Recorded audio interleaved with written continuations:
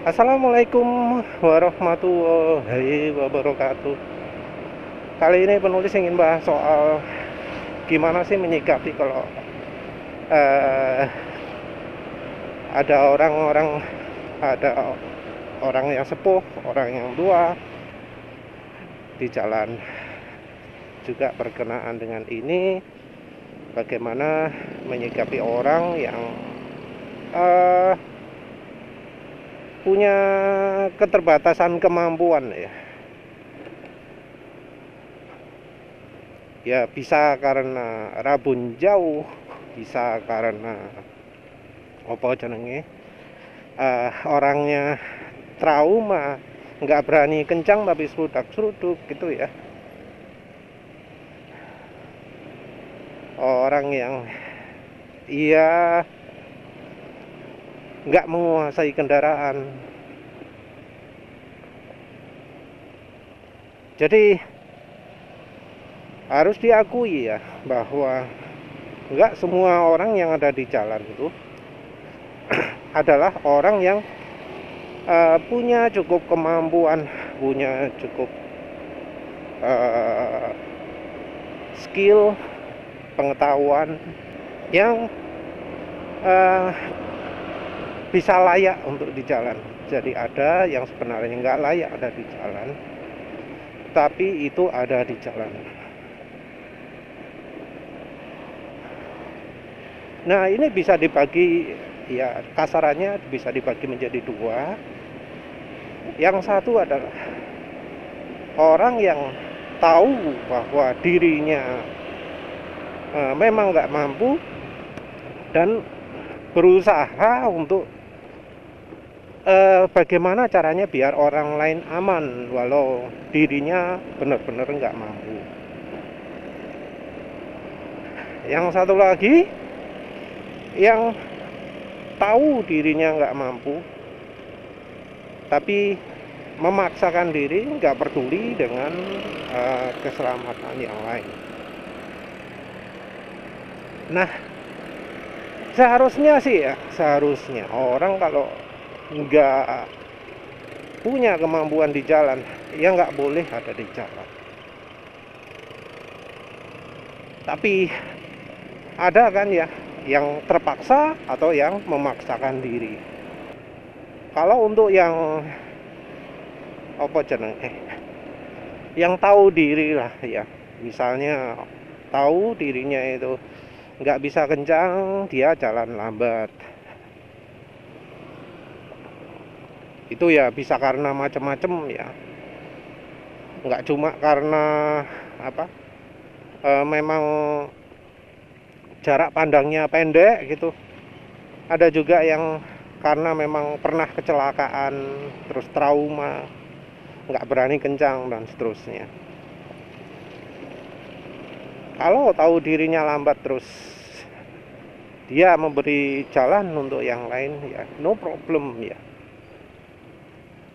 Yang masalah adalah bila orangnya ini menghalangi, dia bersifat apa ya jenenge ya, mau apa jenenge, mau ikut-ikutan kencang padahal dirinya sendiri nggak berani kencang.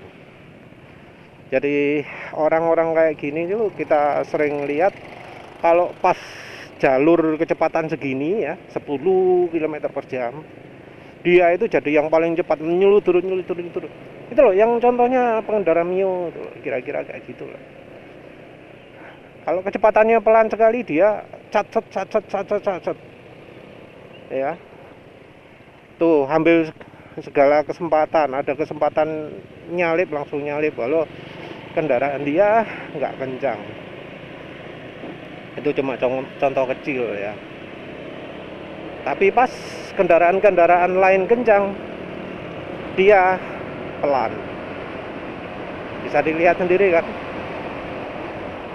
dia pelan. Kalau yang itu mungkin karena kendaraan ya, kan karena skill, entah lagi ya, karena kendaraan nggak dirawat, motornya nggak bisa kencang mungkin, entahlah. Tapi ya itu salah satu contoh.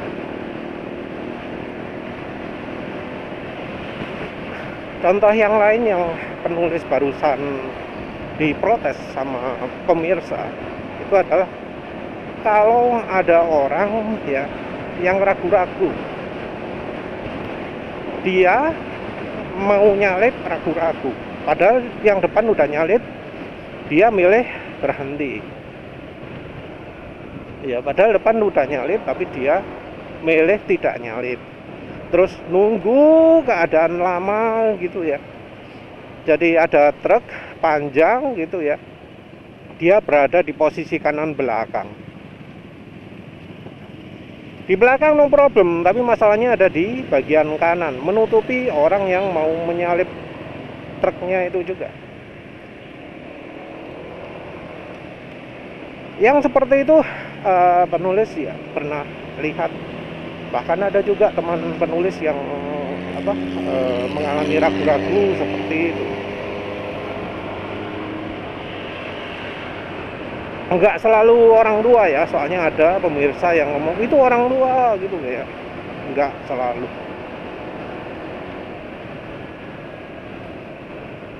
Nah, biasanya ya kalau dibiarkan saja, orang yang berada dalam posisi itu pasti lambat laun akan memaksa menyalip. Kenapa maksa nyalip? Ya entahlah, mungkin dia itu ingin keburu-buru, tapi dia trauma. Jadi dia ingin menguatkan hati dulu. Dan sayangnya ya, orang seperti ini tidak memperhatikan kondisi jalan depannya. Dia lebih sering memikirkan kondisi dirinya sendiri. Dan penulis beberapa kali menjumpai orang yang punya karakter seperti itu, kemudian memutuskan menyalip. Nah, menyalipnya ini seringnya dalam kondisi bahaya, seperti misalnya ada bus, ada truk berlawanan arah, atau mobil berlawanan arah yang mobilnya itu juga sulit untuk menghindar karena ya di sebelah kiri mobil berlawanan itu, masuk kalau dari sisi kita sebelah kanannya itu ada kendaraan lain juga. Jadi seringnya penulis itu lihat seperti itu. Orang seperti itu seringkali jadi sumber bahaya, baik untuk dirinya sendiri maupun untuk orang lain. Nah, ada beberapa pemirsa ya yang ngomong kalau orang seperti itu baiknya dibiarkan, ditunggu.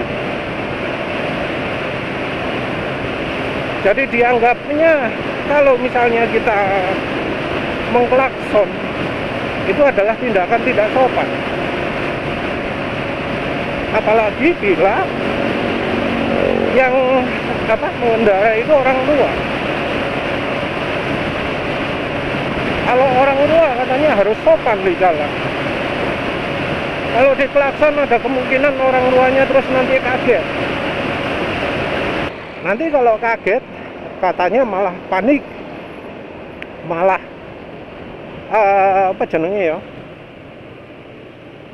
malah melakukan aksi yang tidak seharusnya dilakukan. Entah ya, selama ini penulis itu kalau ketemu ada orang tua ya yang di jalan, itu seringnya tidak bisa mendengar problemnya itu, tuli. Jadi diklakson nggak dengar.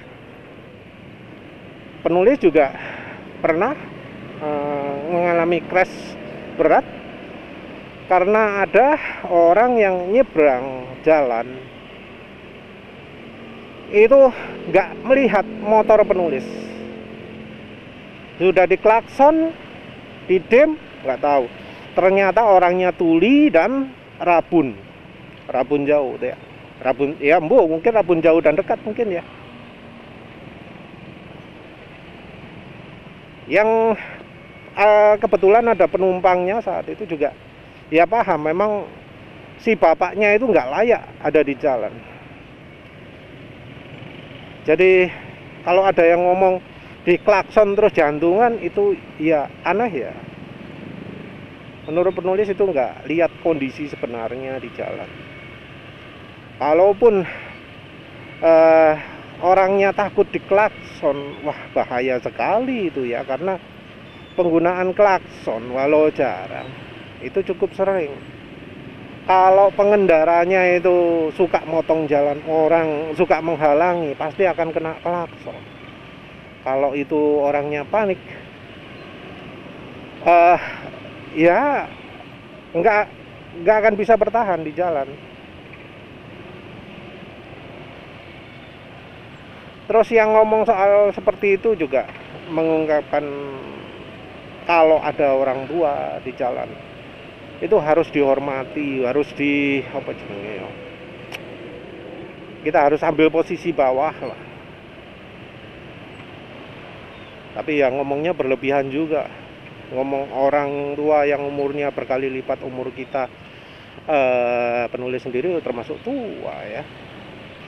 Nah, soal menghargai ini yang perlu kita apa jenenge, kita garis bawahi lah. Apa memang di jalan itu kita harus menghormati orang tua saja?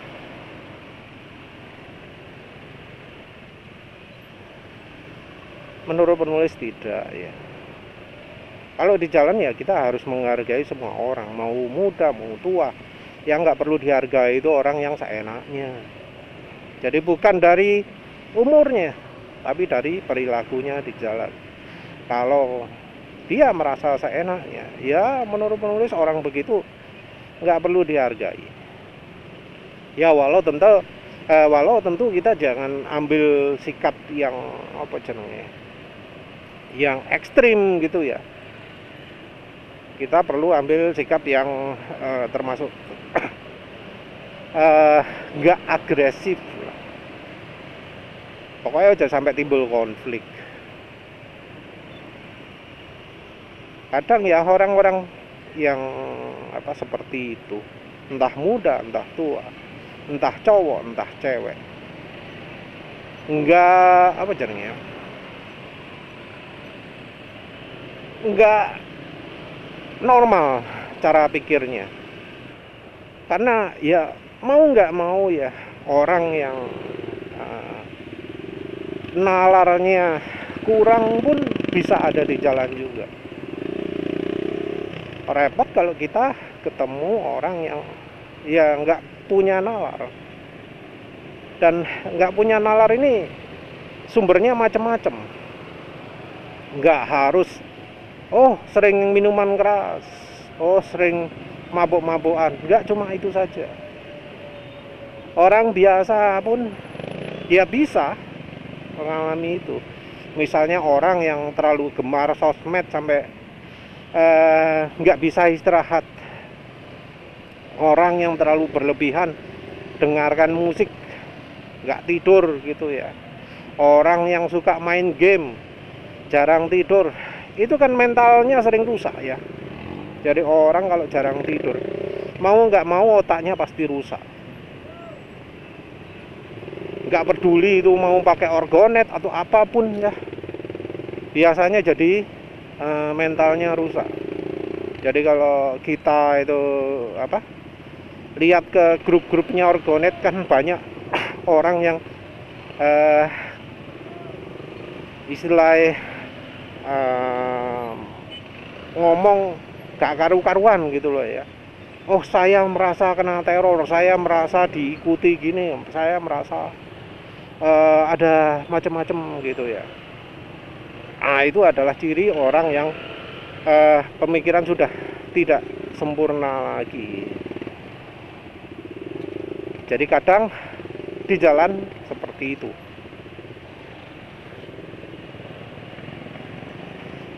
Jadi nggak bisa ya kita itu menggunakan pikiran normal kalau menemui orang-orang seperti itu. Dan kita nggak bisa ambil langkah agresif karena orang seperti itu nggak punya pemikiran yang normal. Misalnya cuma gara-gara diingatkan bisa langsung lempar helm, turun dari motor, bakar motor, dan seterusnya lah ya. Ya mungkin pernah lihat contohnya kalau orang ditilang terus marah gitu ya, melakukan tindakan yang aneh-aneh. Ya, itu sesuatu yang normal, karena orang-orang normal pun bisa mengalami pemikiran yang buntu gitu ya, yang nggak bisa berpikir jernih gitu. Sayangnya seperti itu. Tindakan yang bisa kita lakukan apa? Tindakan yang bisa kita lakukan itu ya yang cara normalnya aja, cara yang terpaksa sedikit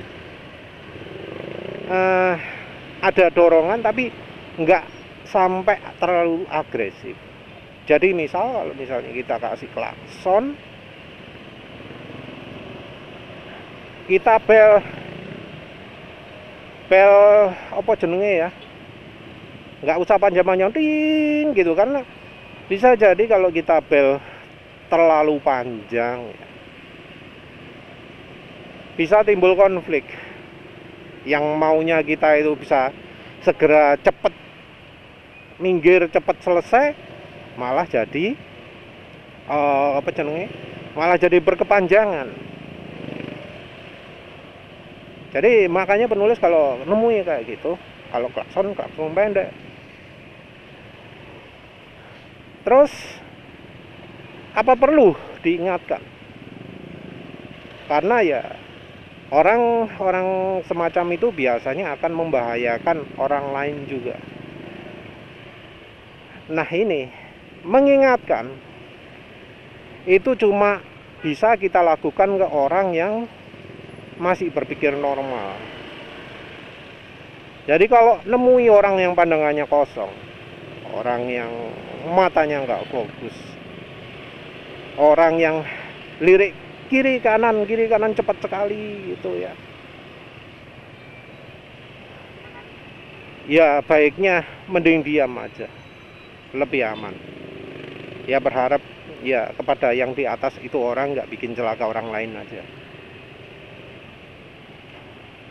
Yang bisa kita apa jenenge ya, kita protes itu kalau orangnya kelihatan tahu betul bahwa ia bersalah. Misalnya nunduk ke bawah, pura-pura nggak tahu gitu ya. Nah itu bisa kita protes. Terus mungkin bisa kita kasih arahan gitu loh ya. Jadi kalau misalnya orangnya kelihatannya alim gitu ya, diomongi, mas, kalau menghalangi orang itu dosa gitu. Kalau menghilangkan halangan di jalan itu dapat pahala. Kalau jadi halangan di jalan itu jadi sumbernya dosa. Itu bisa.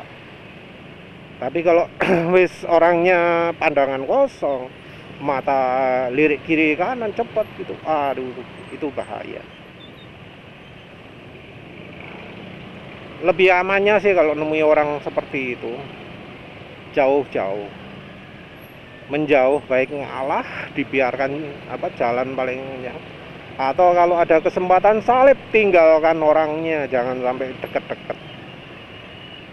Tentu ya ini tergantung kondisi situasi jalan juga. Contoh kalau yang orang seperti tadi itu kalau jalan pelan serutuk ya kita nyantai aja, biarkan orang yang serutuk itu terusan, daripada konflik ya malah makin panjang, malah makin makan waktu ya. Toh nanti kalau sudah jalan apa lengang lagi, kita bisa tinggalkan orang seperti itu. Wes apa lagi? Kayaknya itu aja ya. Jadi di jalan sikap kita ke orang itu ya,